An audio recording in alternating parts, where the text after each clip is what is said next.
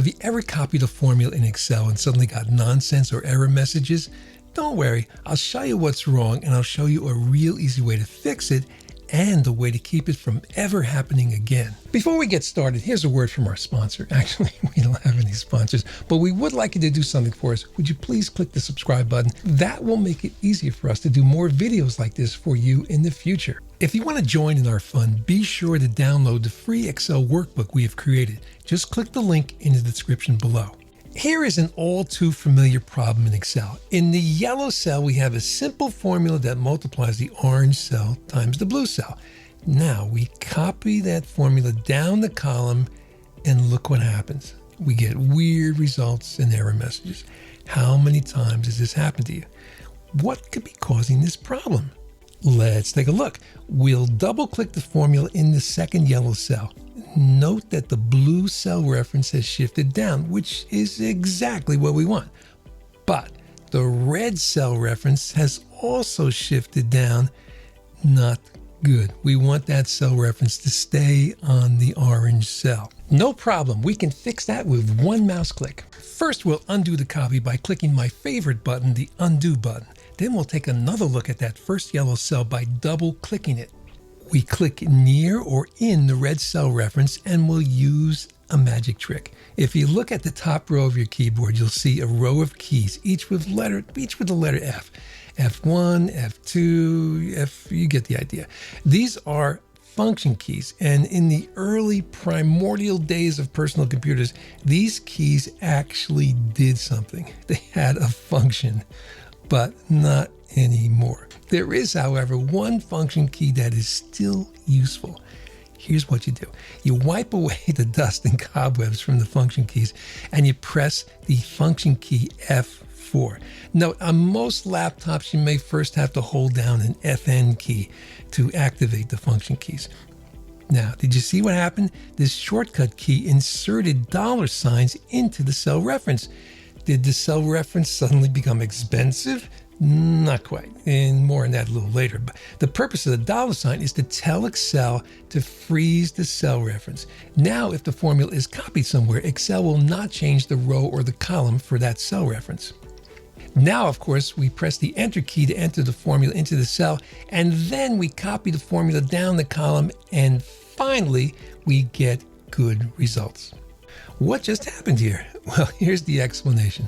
By inserting the dollar signs into the cell reference, we turned it into an absolute reference. What's an absolute reference? Well, as I mentioned before, most cell references and formulas will change when you copy the formula. They are relative references. The references will change relative to the new position of the formula. But when you put a dollar sign in the cell reference, it changes into an absolute reference.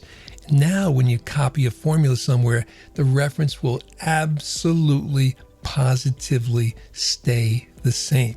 So that's it. Whenever we copy a formula and we get weird results, then we put in the dollar signs. Well, that's what most people do, but here's a better option. Let's avoid the problem altogether. When we first create the formula, that's when you put in the dollar signs. But how do you know which cell references need dollar signs and which don't? Here's the answer. If you follow this simple rule of thumb, you should have no problem. If the cell reference is close to the formula, if it's in the same row or the same column as the formula, then it is probably a relative reference and you don't need to do anything.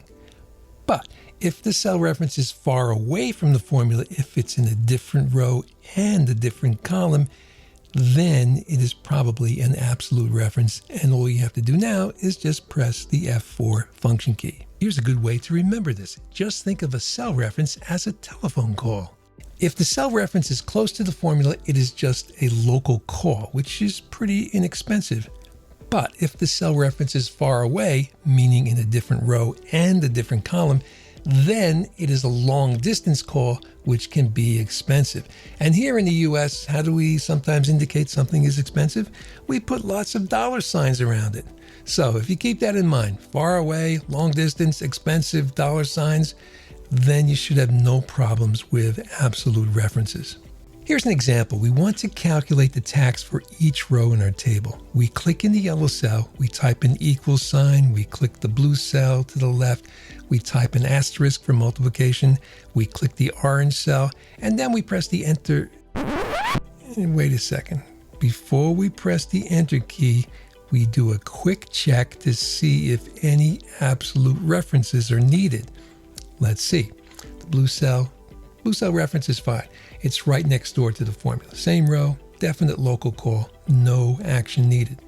But the red cell reference is far away, sort of. But it's in a different row and a different column.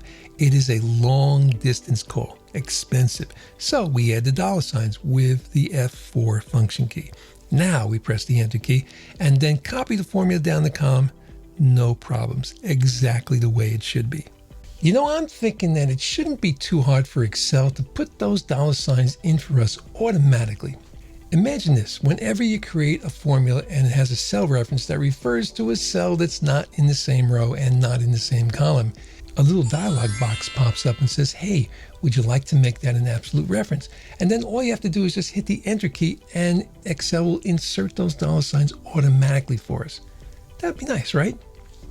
Well, maybe we'll see that feature in Excel 2025 or 2027, but I'm not betting any money on that.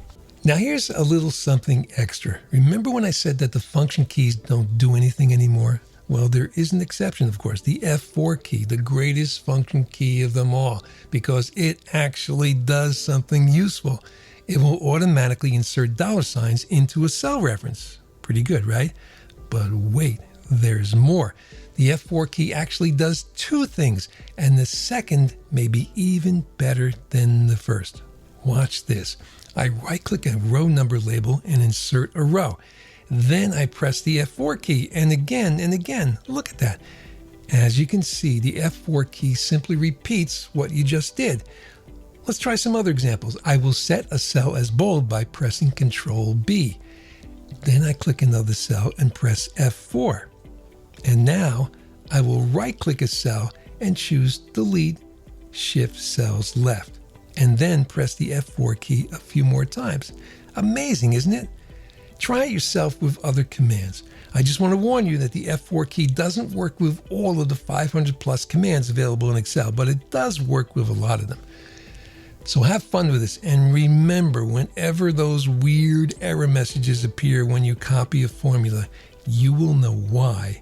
It's because someone made a long distance call and forgot to put in the dollar signs. I hope you liked this video and you found it useful. We had a lot of fun making this, and we'll have even more fun if you click that subscribe button. Or even better, write a comment. We'd love to hear from you. Until next time, thanks for watching.